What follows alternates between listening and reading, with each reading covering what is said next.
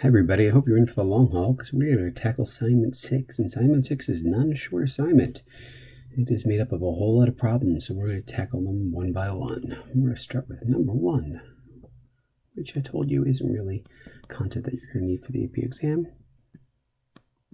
but it's on the sheet, so I'm going to show you how to do it. And the key thing for you to notice here is that this is a geometric series. How do we know it's a geometric series? Geometric series follow this idea. It doesn't have to start at 1, it can start anywhere, but they follow this idea right there. And you can see, well, this isn't to the end, is it? No, but it isn't. But if you kind of rewrote it, suddenly now it's a geometric series, right? So the thing that you have to notice when you're doing these is if it's an infinite geometric series, the question is, 1, is it converging? And 2, if it is converging, what's it converging to? In this problem, they're asking, find the sum if it exists. So we have to notice that this 3 to the negative 1 is really just 1/3. And you could write this out if you want. You could start by writing this out as 1/3 plus, right? Because if you plug in 1, you get 1/3 plus 1/9 plus 1/27. If you wanted to, you could do that. But just remember, the idea is that eventually this is what you're going to have, right? A over 1 minus r, where a is your first term, r is the common ratio. So we know this is going to be 1/3 over 1 minus 1/3, which is 1/3 over 2/3, which is 1/2. And we don't always have to write them out if we don't want to. I mean, we can if we'd like, but in this case, say we can do it without it. See if we just said, hey, what if we try to do this without writing them all out? We have a negative 2n. This can be rewritten as negative. I'm going to write it out a little bit more than I need to, but just to show everybody, write it that way. What's negative 3/2 to the negative 2? Well, the negative flips this, right? So the flips it to negative 2 over 3. And then, so it's 2 over 3, but then it gets squared. So it becomes 4/9 to the n. So we know this is going to be a over 1 minus r. Because it's a geometric series, and this 4/9 is less than, I mean, I didn't point that out, the 1/3 was less than 1, right? But we know it's going to converge if this r is less than 1, and here this r is also less than 1, so it's 4/9. So it does converge. Our first point, we plug in 0, what do we get? We get a 1, right? 4/9 to the 0 is 1. So we get 1 over 1, whoops, what's going on? 1 over 1 minus 4/9, which I think is 5/9, and 1 over 5/9 is 9/5. Now this last one, this is just for fun. I mean, the key thing that you have to notice is this one is not geometric. So this is not the kind of thing that you're going to see on an AP exam, but this is a fun problem for people that like doing fun problems. And you have to see that, well, this can be kind of turned by using partial fractions into 2 different fractions. And if you want to go back and do your partial fractions again, well, fast forward if you don't want to see the partial fractions. I'll put it that way, okay?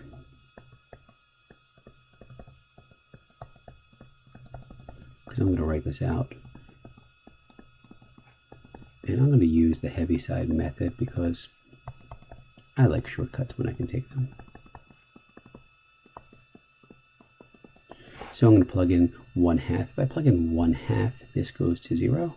This becomes 2a. So if I plug in 1/2, I get 1 equals 2a, or a equals 1/2. If I plug in negative 1/2, I get 0 here. This becomes negative 2. So then I get b equals negative 1/2. So that means I can rewrite this entire series as 1/2 times, I'm just taking out the 1/2 here, factoring out the 1/2 effectively. 1, that was the positive one, right? And that was the negative one, am I right? Yeah, b was negative. Okay. Okay, so what is that good for? Well, let's start writing these out. Let's plug in 1. Well, if I plug in 1, I get 1 over 2 minus 1. That's 1, right? 1 over 1 minus 1 over 3. Okay, now let's add the next one. Plug in 2. I get 1 over 3 minus 1 over 2 plus 2 times 2, 5. 1 over, now I'm plugging in 3, right? This is n equals 1, this is n equals 2, this is n equals 3. Okay, next one. Ooh, I get 1 over 5 minus 1 over 7. This is going to keep on going all the way up to infinity, right? And what's the fun part? The fun part is noticing this, right? We notice that this minus 1/3 times a half is really minus 1/6, plus this 1/6, they all cancel out. You know who else is going to cancel out? This negative 1/10 and this positive 1/10. And this negative 1/14 here, this one that's hanging out right here, negative 1/14, that one's going to cancel out with this positive 1/14. There's a positive 1/14 in here, right? So they're going to cancel out. And everything's going to cancel out except for what? Everything's going to cancel out except for this little first part. So this part is y equals 1/2. Yeah, that was fun. Moving on to number 2. Use the integral test to determine, well, this is a hard series to see. I mean, when I see sine of pi plus 1 over 4 times sine of pi over 2, I mean, this is not easy to look at and say, oh, this is clear as day, what's going on here.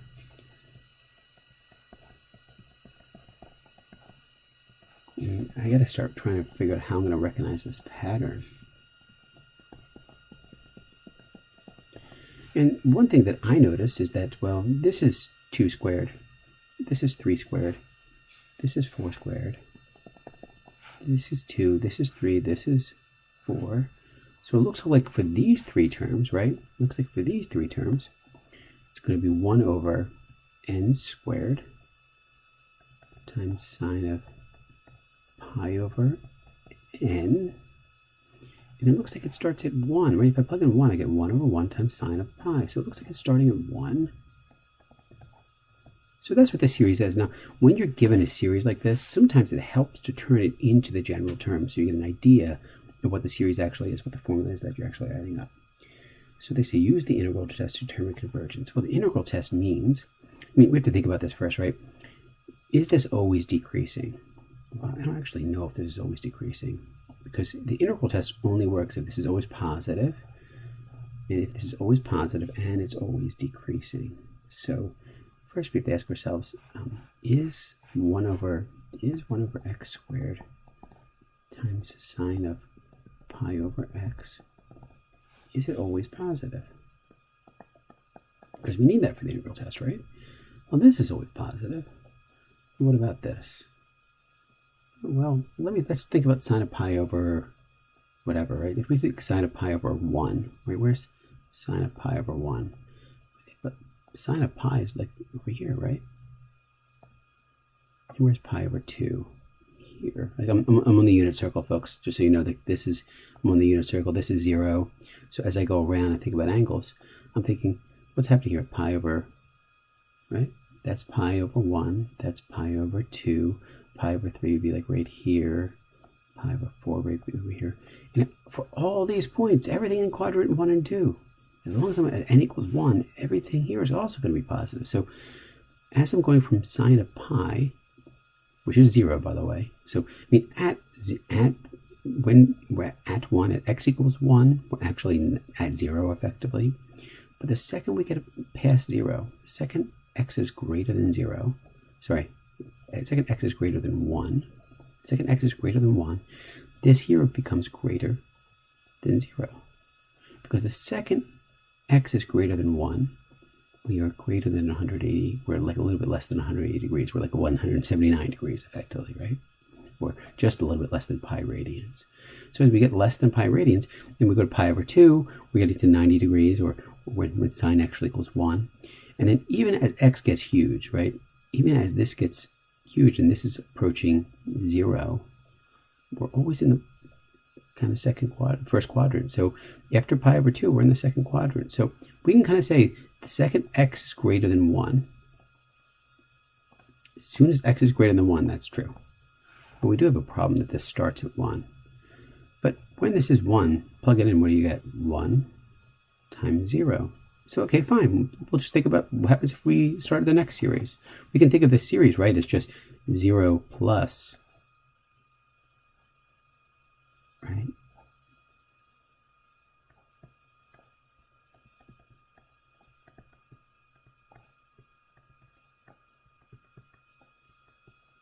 right? Because that's what the sine of pi is. It's just 0. So we're allowed to do that. And now we can just think about this, because now we know this is always positive, right? So we know this is always positive.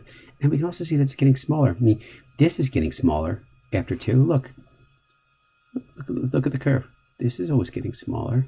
And then 1 over n squared is always getting smaller, right? This is just becoming a smaller fraction. So we know it's decreasing. So we know the function is decreasing and it's positive. We're allowed to use the integral test. That means now we just have to do this. Right? I shouldn't say equals. Equals is the wrong word, right? We can say they're aligned. And I guess I'll use a little arrow to say that they're aligned, which means they converge or diverge together. They don't equal each other. One's continuous, one's discrete. But they will converge and diverge together. Sweet. Okay. That's easy, right? All we do is figure out whether they're converging or diverging. Oh, now we have to find this integral. Uh-oh. Well, how are we going to do this? Well, it looks like we have some work to do. When I see two functions like this, my inclination is to say probably parts is a good way to go, but I have this pi over x. And that pi over x means I'm not sure I want to go directly to parts. I mean, when I think of pi over x, I just don't think of something that's going to be nice and clean. I mean, what's the integral of sine of pi over x? I'm thinking, that's not that easy. So maybe I'll do a u sub first. You know, why not?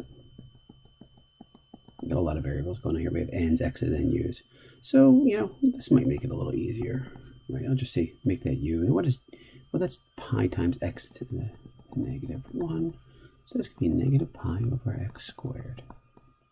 And then after we do all this, then we can do parts, right? Because then we'll have something a little bit easier. It would just be sine of u, right? So we have sine of u. I'm going to go ahead and change the limits of integration. If x is 2, what is u going to be? Well then, if x is 2, this is going to be pi over 2. And this is going to be infinity. Now, what do I have this 1 over x squared dx? Well, I need to make my du 1 over x squared dx. I have negative pi, so I don't have that, right? I need a negative pi in here. I'd be better off if I had like a negative pi here. Wouldn't that be better? And I could just do a little negative 1 over pi in front. So I'll just have the negative 1 over pi to cancel out the negative pi. And that lets me make a nice du. Oh wow, that got nice and clean, didn't it? I don't need my parts, do I? So now officially, this is an improper integral. So everything we've done, I probably should have done this first. I probably should have turned this into a limit earlier. But oh well, we can do it now and not punish ourselves too much.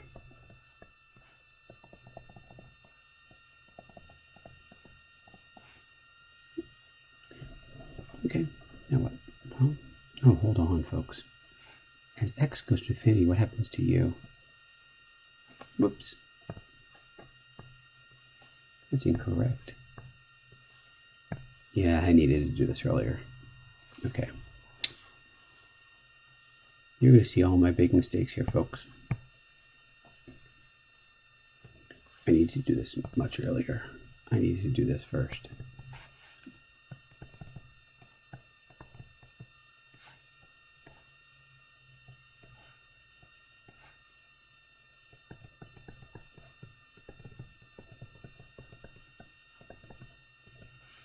Because now when I go ahead and change the limits of integration, we have a slight problem. Because we're going to have this be pi over b. So it's going to look like this instead when I change the limits of integration. I'm going to still do this negative pi and pi thing, right? I would have done this first, and then I would have had this. So now it's going to be the limit. I actually can use this now. I still get here. But now when I get here, instead of having b up top, I really have pi over b. Because b was the x, right? And then what is u approaching? It's pi over b. Okay. So now can we do the integral for sine of x? We can. Negative 1 over pi of cos of u evaluated from pi over 2 to pi over b. Of course, I need my limit here still.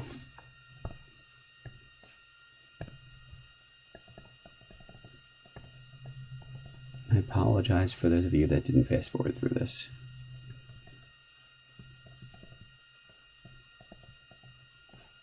But these problems can take a long time sometimes.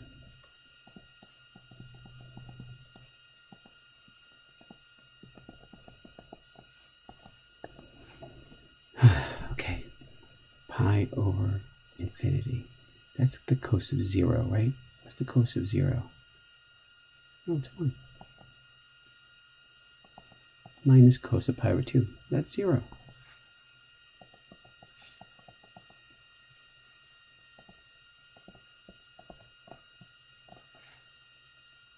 Well, the b's kind of gone, right? I don't need the limit anymore.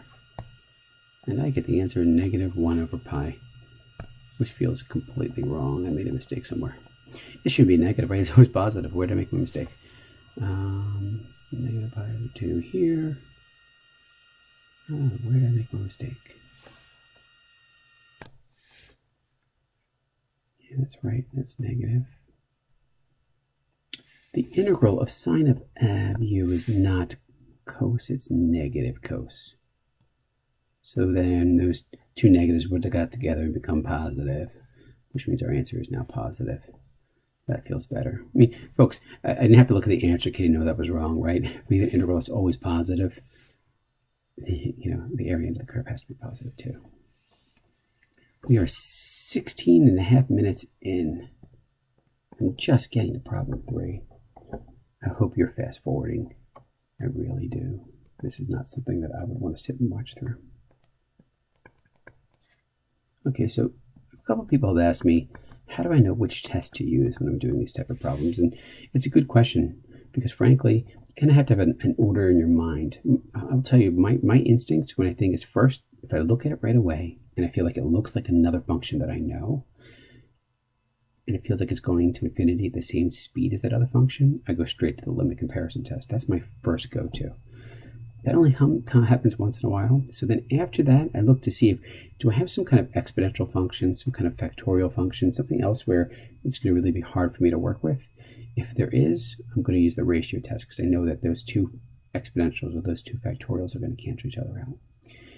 After that, I start then, have to start breaking a sweat, right? Because if I don't see the ratio test and that doesn't work, and the limit comparison test doesn't work, my next go-tos are either looking for divergence via the divergence test, or looking with, hey, if I turned all those to x's, could I integrate it?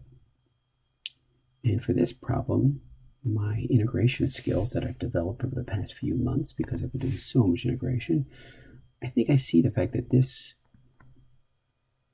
and this, I actually I can see that this is not going to be a difficult integral for me. And I know that these two will converge and diverge together because as n gets bigger, this keeps on getting closer and closer to 0, so it's decreasing and it's always positive, right? So this is always positive, it's always decreasing. I can use the integral test. And now I just figure out how I can do this integral.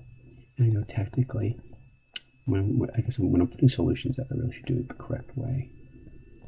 So I'm going to do it the correct way. I mean, I want you to know that this is what you really need to do for improper integrals. So now when I see this ln of x, I don't know if I need to do this all out, because if you see the u as ln of x, you see u as ln of x, you see your du is 1 over x dx. So if I make my u ln of x, this integral becomes the ln of b, right? Because now we're substituting for u. ln of 2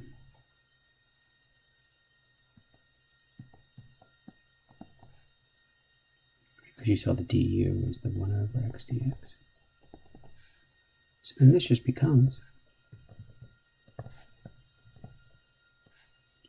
ln of u. I guess I need an absolute value there, but I don't, because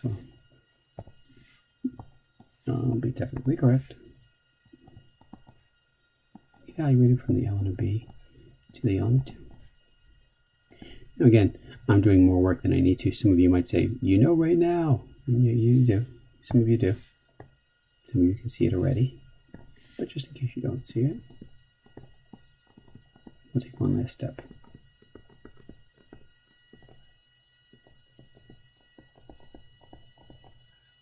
And now we see that this is the ln of infinity. And even though this is getting to infinity really slow, it's still getting to infinity. So this does diverge. And because this is decreasing, this function is decreasing positive as well, it also diverges by the integral test.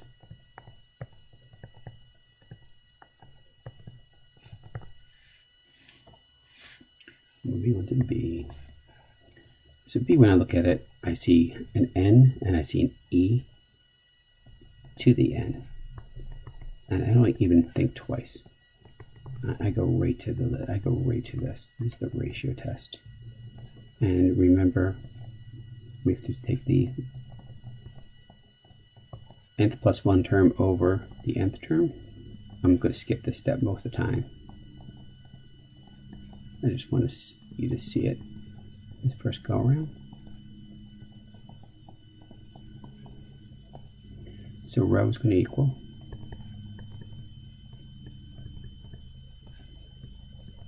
if you just do a little bit of algebraic manipulation.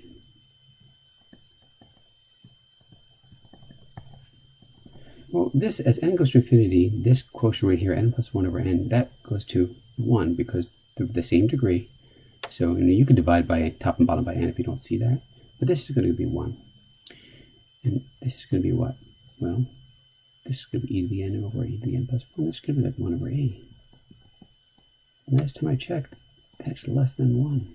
And if it's less than 1, we therefore know this series converges by the ratio test.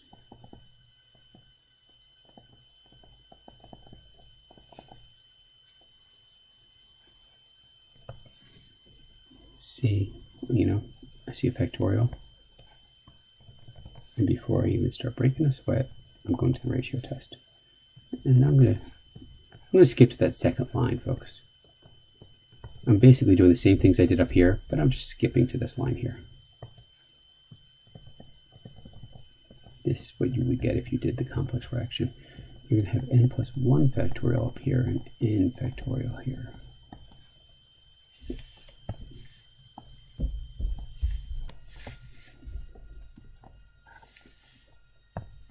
And what do we get? Well, we get a 5 on the top, and we get an n plus 1 on the top, don't we?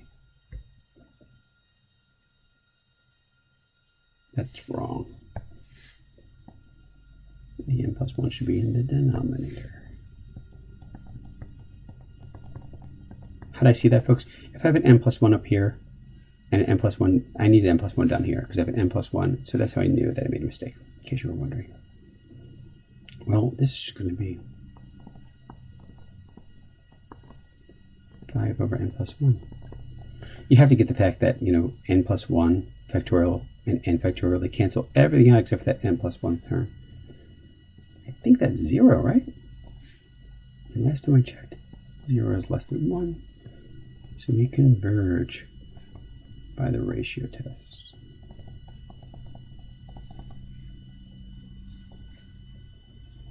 And D, why'd they have to write it that way? Here we have to kind of see the pattern, right? I mean,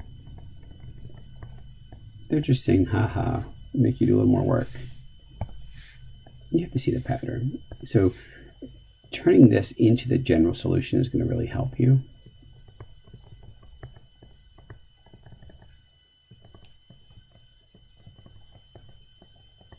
And what I do when I'm writing this out is I kind of look for the pattern first, and I look for the numbers. I see a 2 and a 3 and a 4. So I automatically think that's probably going to be my n, the 2s, the 3s, and the 4s. And notice the squares are the same, the cubes are the same. So I'm pretty comfortable saying that this is going to be n squared plus 1 over n cubed plus 1. Now, I definitely can start at 2, right? I can do 1 plus, I could do this, right? And the question is, can I do better? And maybe, right? Because if I look, if I plug in 1, I get 1 plus 1 over 1 plus 1, which is 2 over 2, which is 1. So it actually works for everything starting at 1. Does this converge or diverge? All right, my instincts are n squared over n cubed. I mean, the plus 1s don't matter, right? When you go to infinity, the plus 1s are irrelevant. So n squared over n cubed feels like 1 over n. So my instinct is to say, let me do a comparison.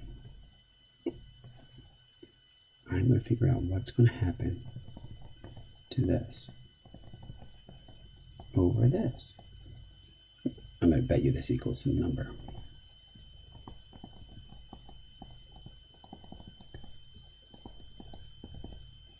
We need a little limit symbol here.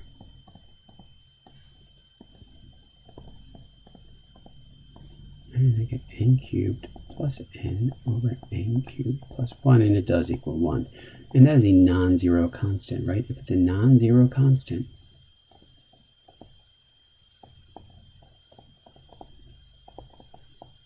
we're happy. And that means that if it's a non-zero constant, that these two functions diverge or converge together. Well, this is the harmonic series. It diverges. You could say diverges by the p-test, right? By the p-test, you could say that too. And therefore, our series also diverges by the limit comparison test.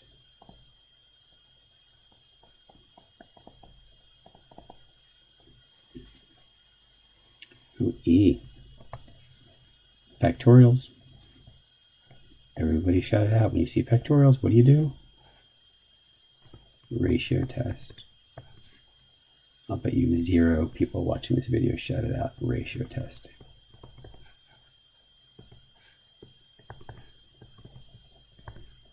I think I'm going to write this one out just because it gets a little ugly.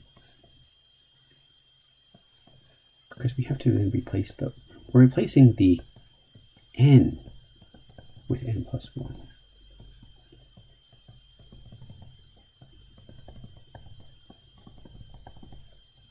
Okay, we're replacing the n with the n plus 1. We're not replacing, it's not going to be 2n plus 1, it's going to be 2 times the quantity n plus 1.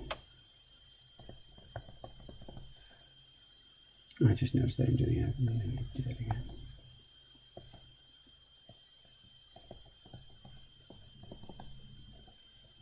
So when you do a little bit of manipulation, I just want to call attention to this. That's what's going to be in the numerator, right? And you're going to, so that here you have to recognize 2n plus 2 factorial is going to be in the numerator. So when you kind of line them up now, I'm going to line these guys up together. I'm going to line these n factorials.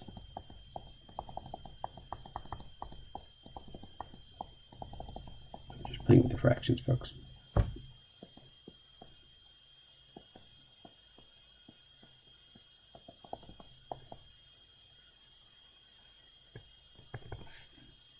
And this is the hard part.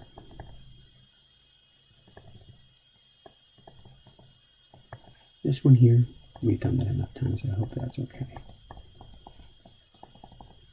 I hope this one is too.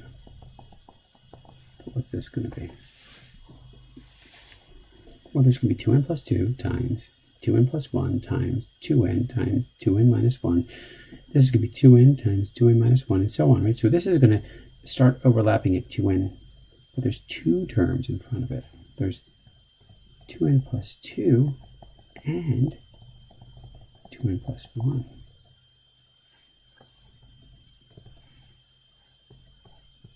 I know some of you are saying, can I fast forward? Yes, you can fast forward. That's actually is 2. That you don't have to take the limit of that. That actually is 2. You do need to take the limit of that. That equals 2. So that's 2 times 1/2. That's 2. And the ratio test says that it converges if this row is less than 1, but if this row is greater than 1. Therefore, by the ratio test, series diverges.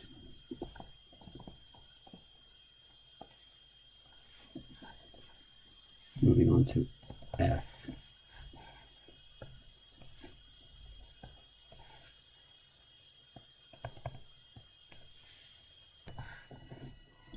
So this would definitely be classified as a challenge problem. And the first step isn't the hard part, I mean, at least not in my book. Whenever I have a function So you have a function here to the power of n. My instinct is always the root test. So I always go to the root test first. It's just my instinct.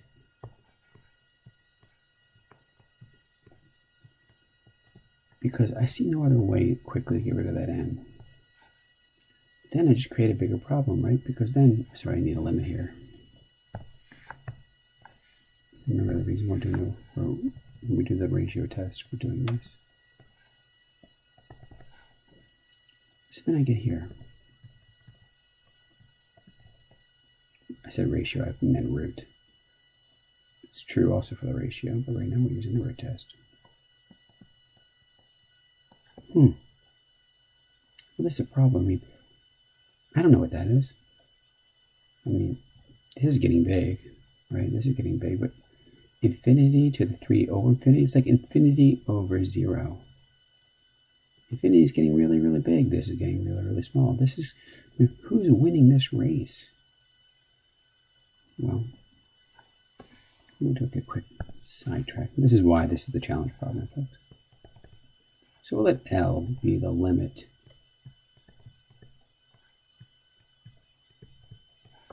So therefore the natural log of L is going to be the natural log of this. And I'll take my time.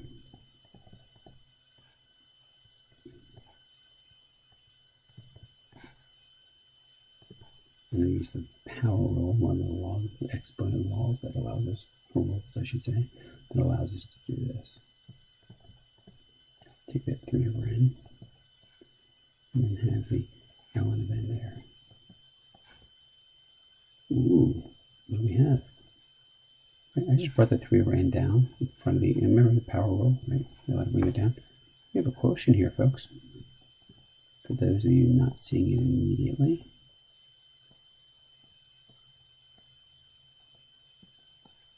We have a quotient. We can use L'Hopital's rule. We have infinity over infinity. Derivative over the derivative, that's going to be 3 over n times over 1, right? So it's going to be 3 over n using L'Hopital's rule, which is just, well, what's that going to be? That's 0, right? 3 over, that's 0. So this limit equals 0, right? The limit equals 0? No, it's not, right? The ln of the limit is 0. So the ln is 0. The limit is actually going to be e to the 0, which is 1. So that means this is actually 1.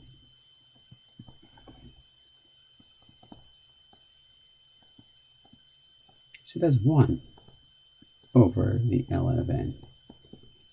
Well, last time I checked now, this is going to infinity. If this is 1, this is going to infinity. That's 0. 0 is less than 1. So therefore, by the root test, this converges because rho is less than 1. I told you there was a challenge problem. This one's not quite as hard. Frankly, this one should have come first.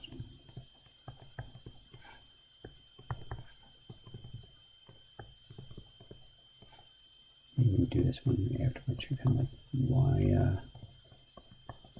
This one's a walk in the park.